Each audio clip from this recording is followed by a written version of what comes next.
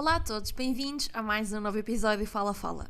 Antes de mais, bom ano novo, bom 2026. Chegamos então ao final da nossa série de Best of 2025 e nada melhor do que terminar com uma categoria que é sempre muito especial e importante, a cultura. Este ano tivemos a oportunidade de explorar a arte, a identidade e as expressões culturais que definem quem somos e como vemos o mundo à nossa volta. Vamos então dar início à compilação de cultura, com conversas que celebraram o poder transformador da arte e da identidade na nossa sociedade, com a Débora Rana, o Rui Miguel Pinto e os meus avós. Espero que gostem.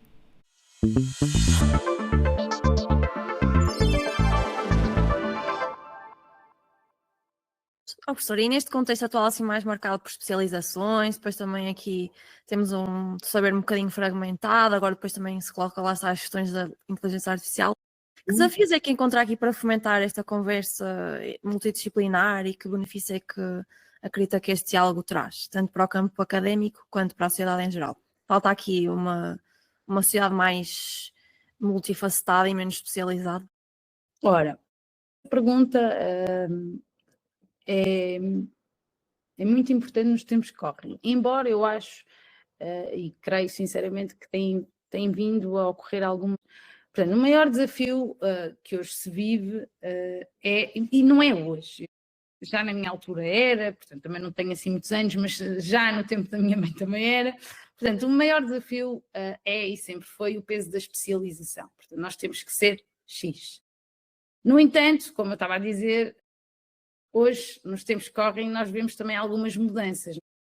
Cada vez mais se encontram casos de pessoas que têm uma especialização numa determinada área e investem em negócios que fogem à sua escolha inicial. Por exemplo, no seu caso, o seu curso, se não estou em erro, associa, não é? Relaciona duas áreas.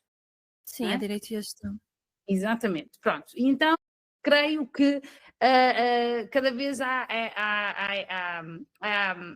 uma maior importância, portanto, cada vez é mais importante esta relação, este diálogo entre áreas. Agora, se ainda assim há este peso da especialização, a maior vantagem que eu vejo também é possibilitar o quê? O diálogo, não é? O diálogo, a escuta, o querer compreender áreas que não me são próximas, não é? Socialmente, penso que é urgente voltarmos a fazer pontos.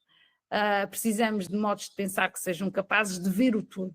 Portanto, esta especialização de alguma forma impede este visualizar o todo, mas também o todo só há todo porque há partes, não é? Portanto, é importante perceber que para nós percebermos isto todo também é preciso ver as partes.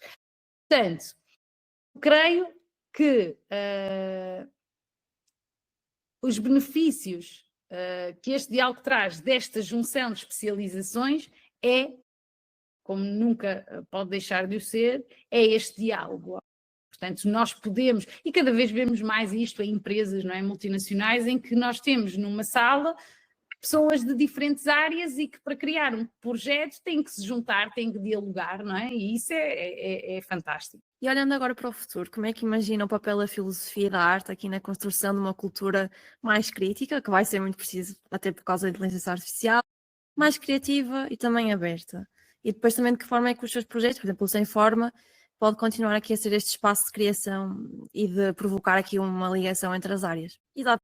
Juntou aqui áreas que aparentemente não estão tão relacionadas, mas a verdade é que até existe filosofia da arte, eu lembro, nós também abordamos essas questões. E, portanto, mesmo nessa ótica, eu gostava de perguntar como é que essa formação cruzada influenciou aqui a sua visão do ensino e do pensamento crítico. Fomenta aqui o pensar criticamente e o estudar também desse âmbito e a arte, por um lado também, porque reflete, penso eu, também depois aqui a sociedade e essas questões mais éticas e filosóficas. Claro. Olha, esta formação, que aliás não está concluída, portanto, deu uma certeza de uma coisa, de que o pensamento crítico, que muitas vezes é aqui reivindicado pela filosofia, não é efetivamente uma propriedade exclusiva de nenhuma disciplina. Mas é preciso querer pensar, e isso não é tão natural como se costuma dizer. É preciso, como diria Deleuze, portanto, um filósofo contemporâneo, que algo venha romper com o entorpecimento natural do pensamento, portanto, que o arranque da sua inércia. E o que nos faz pensar é sempre uma certa intensidade, um toque, algo que nos afeta, portanto, que nos perturba, que nós queremos perceber o porquê daquilo estar a acontecer. Portanto, o cruzamento entre a filosofia e a arte expandiu profundamente o meu olhar para os problemas filosóficos, aqueles que nós trazemos já no programa, quer no 10º, quer no 11º. de facto, os problemas que eu tento levar para a sala de aula e que estão contemplados no programa, eles só se tornam verdadeiramente problemas, isto é, no sentido, na verdadeira acessão da palavra, se os alunos os sentirem como tais, não é? Portanto, é esse incómodo face à ausência, digamos, de uma resposta pronta, essa urgência de compreender que dá sentido às teorias que posteriormente nós depois exploramos em sala de aula. Por isso, no ensino, esse cruzamento entre a filosofia e a arte traduz, penso eu, da minha parte, um esforço contínuo, constante, para que o questionamento não fique preso a uma abstração estéril, que não diga nada aos alunos, em que eles só vão repetir as próprias teorias que nós damos, mas possa tocar o mundo vivido, não é? Aquilo que nos afeta e nos move. Acho que aquilo que me fez mudar foi a arte, leva-nos a sentir, e esse sentir leva-nos a pensar. E, portanto, se nós temos problemas para pensar em filosofia, esses problemas, antes de mais, antes de serem pensados, têm que ser sentidos. Acho que é esta a minha visão e o que me fez mudar, já mesmo no mestrado em ensino. Portanto, foi isso mesmo que eu tentei trabalhar, e é isso que eu todos os dias, em contexto de ensino, tento também fomentar nos meus alunos. Ótimo, professora. E então, lá está no contexto de ensino, a professora é agora professora no Colégio Novo da Maia, professora de Filosofia e Psicologia também, penso. E, portanto, eu procuro então aplicar aqui diretamente essa combinação de saberes.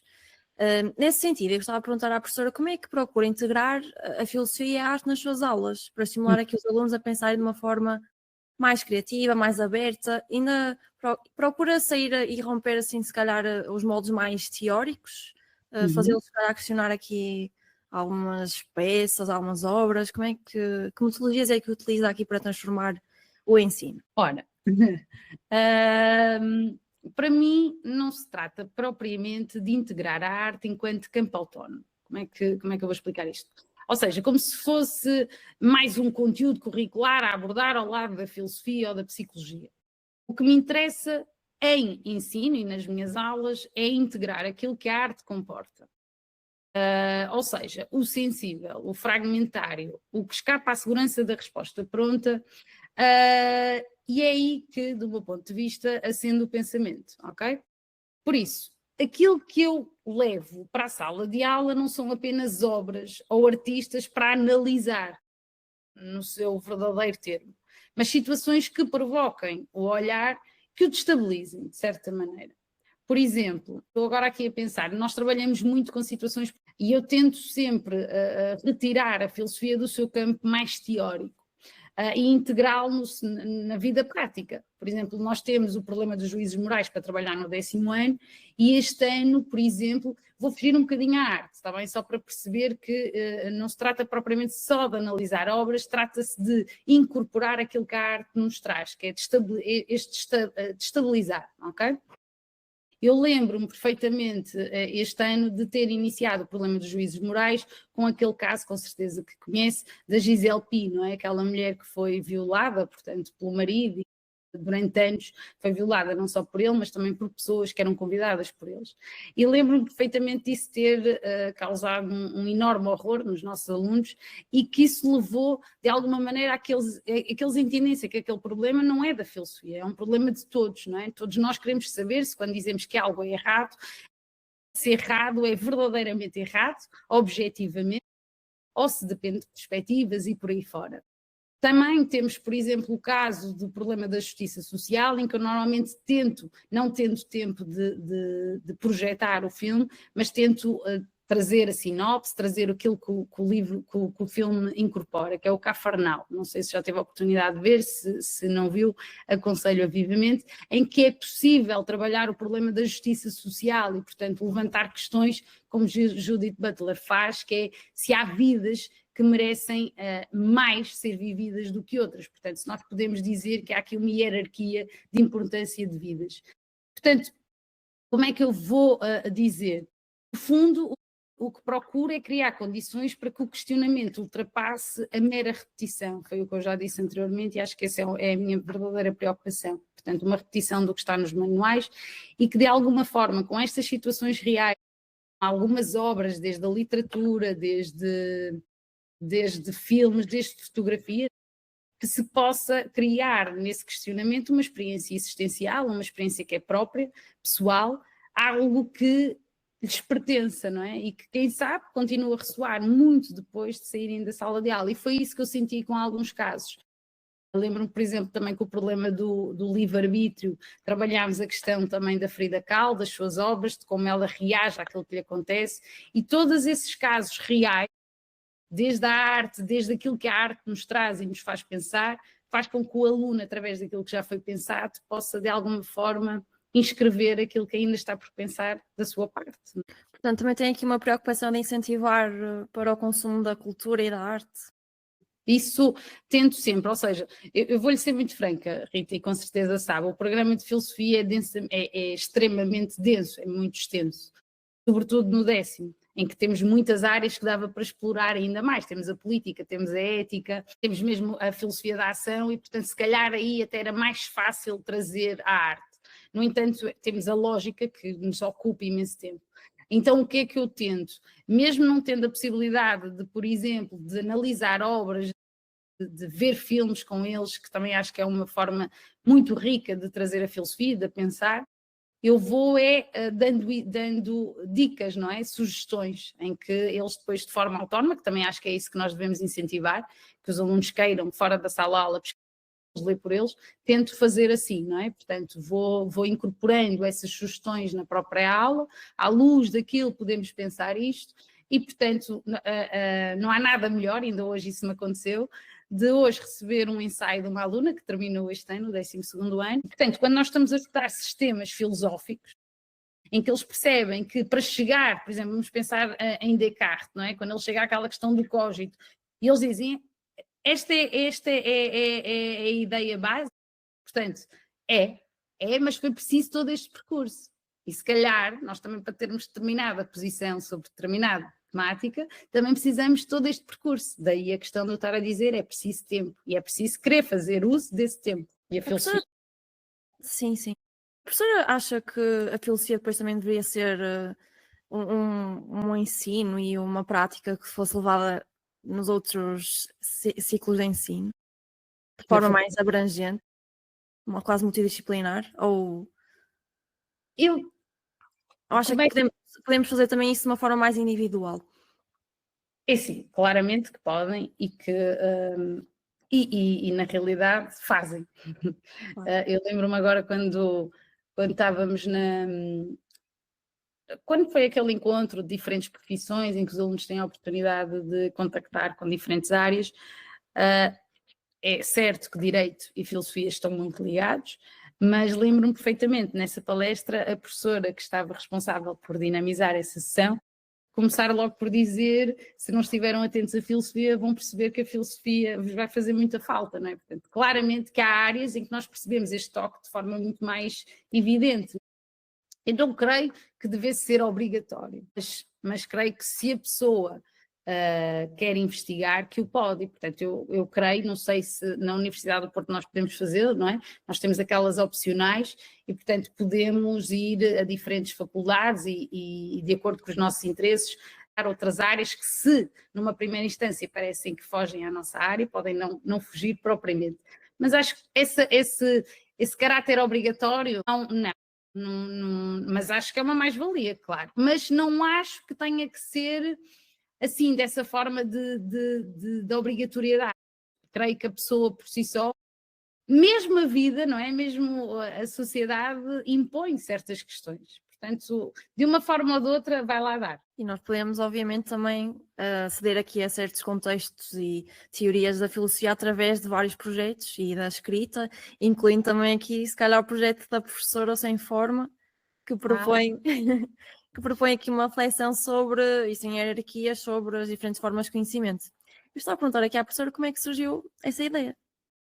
Ora, o Sem Forma nasceu no último ano do mestrado em Ensino de Filosofia. E creio que aquilo que eu vou explicar vai ao encontro da minha resposta anterior. Portanto, foi quase como uma espécie de uma necessidade íntima. Portanto, eu sentia que queria continuar a pensar, para lá dos trabalhos académicos, portanto, aquela obrigatoriedade dos prazos e por aí fora, Portanto, pensar de um modo mais livre, mais próximo do que me via. O objetivo principal foi e continua a ser, embora esteja de momento um pouco parado, dar continuidade a um pensamento que nasce do encontro com algo. Um filme, um livro, uma fotografia, uma pintura. Portanto, é um pensar que surge a partir do já pensar. Portanto, do que já é dado e do que já foi visto. Mas que se prolonga, não é? Mas prolonga-se do meu ponto de vista. Portanto, que se deixa transformar por aquilo que encontra. Portanto, é um duplo encontro. Por isso o projeto tem separadores, como pode verificar, não é? Do ver, pensar, ler, meditar. São formas que eu encontrei, não é? De sublinhar que o pensamento pode começar tanto num olhar quanto numa leitura. E desse ponto de vista não há hierarquia entre o sensível e o conceptual. O Sem Forma tenta justamente mostrar como o pensamento pode habitar linguagens diferentes, sem se reduzir, e este é o aspecto que eu gosto sempre de sublinhar, a um só formato. Portanto, é um espaço onde a filosofia não aparece como um discurso, que paira acima da arte, da ciência ou da cultura, mas dialoga com elas, às vezes até se deixando de contaminar por elas. No fundo, o Sem Forma é um convite que eu fiz a mim própria, de pensar sem um molde prévio, sem uma forma imposta. Daí o nome, Sem Forma, sem hierarquias, como disse. Portanto, é essa a tentativa, no fundo, de abrir um espaço onde o pensamento se possa fazer de maneira transversal. E onde diferentes saberes acabam por se cruzar.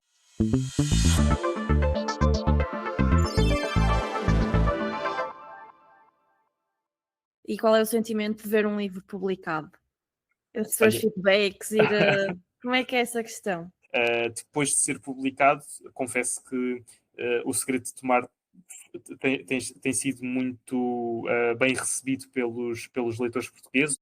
Esteve 14 semanas consecutivas no top de vendas, está na sua terceira edição e tenho recebido um carinho muito grande por parte dos leitores de norte a sul e confesso que é indescritível. É mesmo um sonho tornado real.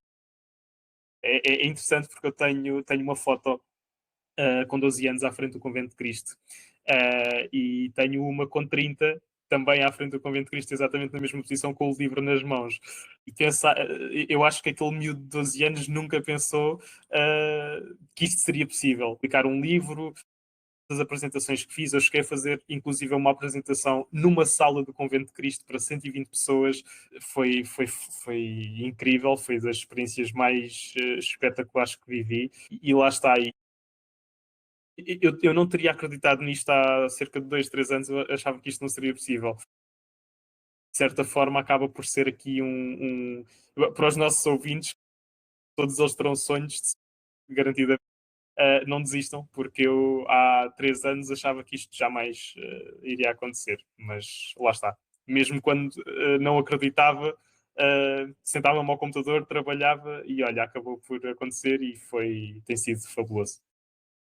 Eu acho que é muito interessante perceber assim o percurso das pessoas, dos profissionais, porque é engraçado, pelo menos eu também me revejo assim nessas questões. Eu acho que é engraçado perceber como é que um sonho pode ser transposto para a realidade, e acho que também é muito interessante, para além disso, também ser referido aqui a necessidade de haver os processos para chegar a um output, neste caso a escrita. E também aqui relativamente a esse método de escrita e tudo, eu gostava de perguntar se, obviamente que tens autores também aqui que foram referências literárias, que te inspiraram, mas também houve algum livro, algum autor que te permitiu aqui aprender algumas técnicas de escrita e de construção da narrativa? Como é que se faz esse processo de aprender aqui a ser escritor? Também, também é preciso saber escrever e desenvolver as personagens, desenvolver as narrativas. Como é que foi esse processo? Sabes que o primeiro livro que tu escreves, por norma, é muito fácil identificar o autor ou os autores que te influenciam ou que te inspiram. É muito fácil. Porque da mesma forma que tu estás a ganhar um método de escrita, tu também estás a aprender a escrever ou estás a aprender o teu estilo. Tu estás a ganhar um estilo que ainda não existe. Tu estás a ser influenciada por alguém. Isto é como um pintor ou é como qualquer arte. Tu tens as tuas influências e à medida que vais praticando, que vais desenvolvendo a tua arte, tu vais chegando à tua essência, à tua escrita, eu tive 3 autores e tenho 3 autores que me influenciaram bastante, de formas muito diferentes. Primeiro, lá está Dan Brown, a nível de escrita. O Dan Brown tem a capacidade de prender de uma forma como eu nunca li nenhum autor. Aprender no sentido de eu tenho que perceber o que vai acontecer a seguir. Dan Brown tem uma masterclass onde dá conselhos, a forma como devemos abordar temas, e mesmo na questão de como criar suspense num livro, como prenderes o leitor. Ele é de facto um gênio nesta questão. A nível de escrita, foi o autor que mais me influenciou, sem dúvida. Tenho outro autor que é o Daniel Silva, que é um autor de espionagem. Fui muito influenciado na questão dos plot twists que ele cria. Tu estás a ler um livro do Daniel Silva e quando pensas que percebeste, não percebes, porque ele surge, é magnífico também, e acho que aprendi muito isso com os livros do Daniel Silva.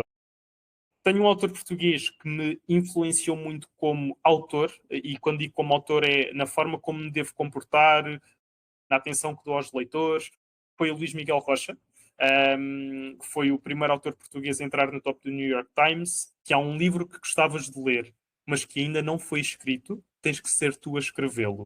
E olhando para O Segredo de Tomar, O Segredo de Tomar foi aquele livro que eu gostava de ler, passado em Portugal, que envolvesse os Templários, mas que ainda não tinha sido escrito. E eu acho que é isso tira-me a pressão. Isso tira-me pressão, que é, eu estou a escrever um livro que gostava de ler. E eu estou a escrever para mim.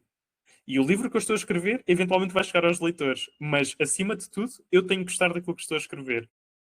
E o mindset passa muito por aí neste momento, que é, eu estou a escrever para mim. Não pensa em mais ninguém, não leia as críticas, pensa apenas naquilo que estás a escrever. E acho que é um mecanismo de defesa. É para qualquer coisa, que é foca-te no teu trabalho. O resultado depois aparece, mas foca-te naquilo que estás a fazer de momento.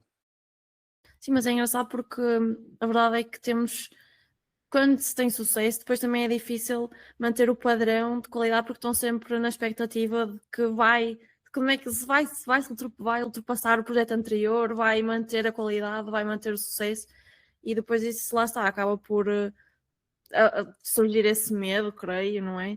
E essas questões de dúvidas, mas depois também acho que dá para comatar isso com a paixão e pelo gosto com o que se faz, e acho que também foi essas ideias que tu partilhaste aqui. É muito por aí, é lembrar-te tu porque que começaste a escrever. E a escrita para mim era um escape, era terapia.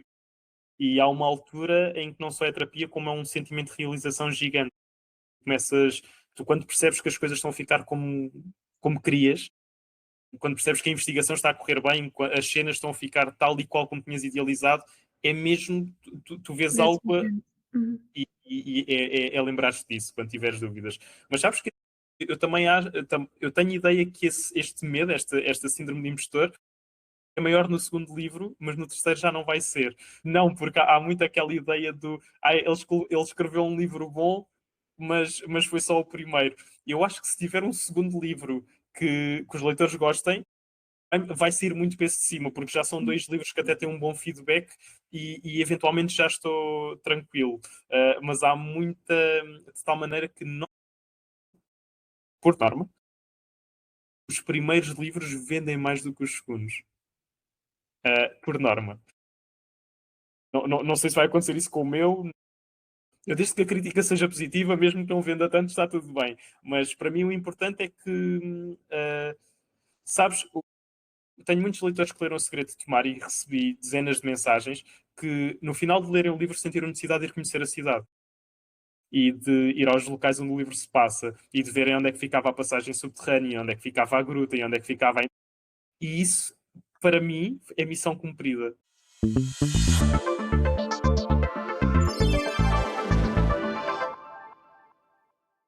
Havia lá, mas não havia liberdade nenhuma. Não podíamos ler certos jornais porque os jornais também eram censurados, os livros também eram censurados, ouvir certas canções que por vezes apareciam na rádio também não se podia ouvir porque eram censurados. E, olha, era o que se diz, era uma miséria. Além da ditadura, era miséria. Principalmente naquelas classes mais desfavorecidas. Embora houvesse outras classes, mas esses também não podiam ser contra o regime. Todos aqueles que ou que pegassem panfletos, que às vezes durante a noite pelas ruas, alguém que pegasse um panfleto era logo chateado, era logo incomodado, era levado para a PIDE, quem deu, quem fez, quem... Eu, por acaso, nunca fui. Nunca fui, que eu também nunca peguei. Mas a presença do regime sentia-se em todo lado. Era nas escolas, era no trabalho, em tudo, em tudo. A gente não podia ir ao cinema ver certos determinados filmes que também não davam. Que filme é que foste ver? Que filme? Onde é que vais? A que cinema vais? E daqui, e daqui lá. No meio disso tudo havia sempre um ou outro que apresentava um filme assim mais que o regime não gostava que a gente soubesse. E tu, vó, como é que era a questão de depois de sair da escola, vir para o trabalho? Também depois a questão também, se calhar, daqui, acho que a tua mãe também te dizia bastante para não apanharem os panfletos, para não falarem com estranhos. Falarem com estranhos, era sempre essa preocupação. Chegávamos a casa da escola, tínhamos as nossas tarefas a fazer, dizíamos mais nada, era isso e ir a dormir. Não havia luz, não havia Televisão. rádio, não havia televisão. Mais tarde, meu pai também comprou um rádio. Nós vontade tínhamos de documentar, porque de vez em quando havia notícias, em tal parte, houve um regimento que fez não sei o quê, que está contra isto e está contra aquilo, só que nós tínhamos medo de falar. E felizmente que apareceu o 25 de Abril e a canção Grândola Vila Morena foi a senha que nos levou à liberdade. Nós ouvimos todos os anos. Liberdade plena. Eu ainda hoje, ao ouvir essa canção, me comovo. Isso foi a senha para a liberdade. Foi quando realmente os militares, nos dias de fazer 51 anos do 25 de Abril, eu cheguei que perdure por muitos anos. Embora haja muita gente que está com muitas saudades do 24 de Abril. Mesmo na política atual. Tem que conviver com a democracia, porque a democracia é a coisa mais bonita. Não há nada mais bonito nem mais belo do que estarmos aqui 4 ou 5 pessoas a falar abertamente e discordarmos uns dos outros, respeitando-nos, cada um respeita a opinião. Tens a sua opinião, eu respeito, eu não concordo, mas respeito. E assim é que deve ser. Assim é que é a democracia. Antes do 25 de Abril não vivíamos em democracia, vivíamos numa ditadura. E eu gostava, precisamente, antes de falarmos da Revolução, de recuarmos um bocadinho à época da ditadura. Gostava de vos perguntar como é que era o vosso cotidiano, como é que era a escola, o trabalho. Eu sei que vocês têm bastantes assim, histórias e também visões para partilhar sobre isso e, portanto, é por aí que vamos começar este episódio. O cotidiano era casa-trabalho, trabalho-casa. Convivermos, não podíamos conviver com ninguém. Podíamos ter 1 ou 2 amigos, mas se estivéssemos 3 ou 4 juntos, estávamos sempre a olhar para o lado, a ver quando passava alguém que fosse estranho, e mesmo não estranho, dentro dos nossos círculos de amigos, havia alguns que eram bufos, e iam acusar-nos que nós podíamos estar a conspirar contra o regime, e nós não conspirávamos, porque às vezes nós íamos uma palavrinha assim, calma, sempre com medo, sempre com medo, sempre com medo. Não se podia falar. Nós estávamos sempre a olhar para o lado a ver quando é que as lembranças na escola. Pois na escola, mas marcou-me muito, mais pelo medo, porque no Pinhão, onde eu fiz a escola, havia um médico que após o 25 de Abril foi político, foi deputado, foi diretor do Hospital Santo António, e era o médico dos pobres lá no Pinhão, só que era contra o regime. E então, quase todos os meses, talvez não houvesse mês nenhum, que a PIDE não fosse lá buscá-lo para trazer aqui para o Porto para ser interrogado. Nós, quando víamos a carrinha, ao longe, aí a 500, 600 metros, Carrinha da... a atravessar, sim, a Carrinha da Pide, a atravessar a ponte do Rio Douro, que dá acesso ao Pinhão. As nossas mães, quase toda a gente, metia-se dentro de casa, fechava-se em casa e ninguém era assim. Quando víamos aquela carrinha, pronto, ficávamos todos cheios de medo. Depois, mais tarde, na década de 60, o pai comprou um rádio a pilhas, que não tínhamos eletricidade em casa, a pilhas. Durante a noite, volta das 9 da noite, o meu pai ligava à telefonia e ouvia-se a rádio Moscovo, porque a rádio Moscovo era os comunas da altura. Esses é que davam as notícias do que se passava na Guiné, em Angola. Nós sabíamos mais notícias do que se passava no ultramar, no antigo ultramar, pela rádio Moscovo, do que propriamente pelas notícias dos nossos jornais, porque a maior parte das notícias Era censurado. eram censuradas. Era o lápis azul. Não sei se era azul, se era vermelho, sei que era uma cruz. O meu pai usava uma técnica, era pôr uma malga com água em cima da telefonia, para que, se os pidos passassem à porta, diziam eles, não sei se funcionava ou não, que aquela malga com a água não deixava passarem, apanharem, escapava ao céu, não sei. Enfim, E tu, vó, como é que era assim o teu cotidiano antes do 25 de Abril? Viviam assim no medo? Também tinhas assim uma experiência semelhante à do avô? Éramos da mesma geração, portanto era igual ou parecida. Era assim. Nossos pais estavam-nos sempre a recomendar para que não se falasse com pessoas estranhas, não se pegasse em nada que não era, que estava no chão, nem que nos desse. Íamos para a escola. Como é que era lá na escola? Na escola Era tudo dividido?